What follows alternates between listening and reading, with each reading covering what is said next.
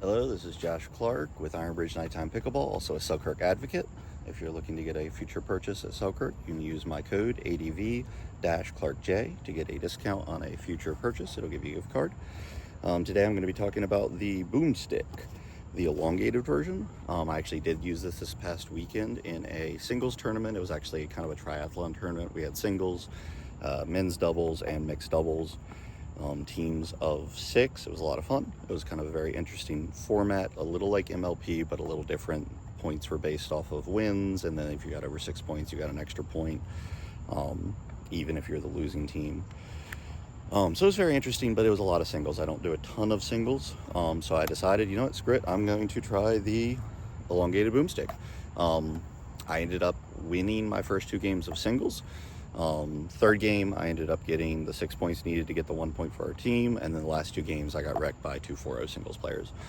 I am definitely not a 4-0 singles player, and I think I went into those games also very timid, and the boomstik is not a paddle for someone that is going to play timid. You have to commit to your shots. If you are timid, either with a death grip or with just not full form, proper mechanics, and you're short swinging jerkily, the ball is going to shoot off of the paddle. It has a lot of power. If you use the grip properly and you get topspin, it's going to stay in with a lot of power. If not, and you're just a little off, it's going to really mess with you. So I played my first 3 games really well, I felt like. My 4th game, I was just sailing everything out of bounds. 5th game, I actually played pretty well. The guy just beat me. He was ridiculous. I felt like I was getting some really long rallies with him and having a lot of fun with the paddle, but I just wasn't able to get the passing shots needed. I was able to get up to the kitchen and get in rallies, but he was able to place the ball a lot better than me and actually just make better shots. So overall, I was really excited to be able to actually just use the boomstik and feel kind of free with it, because it was kind of a non-duper tournament. It was with a group of friends, so we had a lot of fun playing it.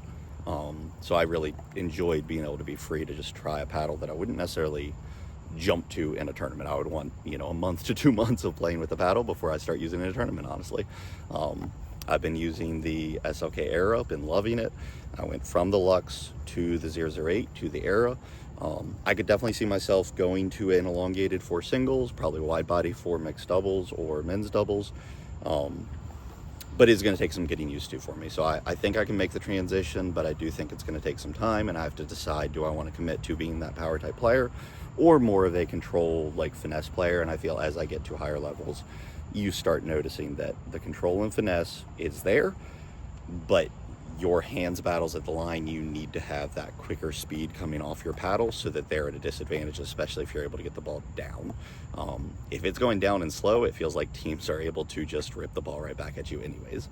And then it's a matter of, can you get out of a ball that's coming at you 100 miles an hour from about 10 feet away? And a lot of times the answer is no. So then you have to basically have even faster hands than they're hitting the ball. But yeah, so that's kind of my thoughts on the elongated. I really enjoyed it. I don't know if I would use this for doubles or not. I love the handle reach on both paddles. I think it's a very good paddle. I originally wished these were able to be adjusted. I do think it'd be cool if they would do an adjustable weighting system. But I've actually found I really enjoy the stock of this paddle. I didn't expect that. But stock weight has been very nice on these paddles. So I will say that they put them in the right spot for the best performance.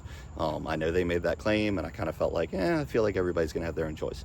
But I do think it actually plays ideally, and then you can still customize it with weight if you want to, but you're not gonna need a lot of weight on it. But that's my thoughts. Thank you so much.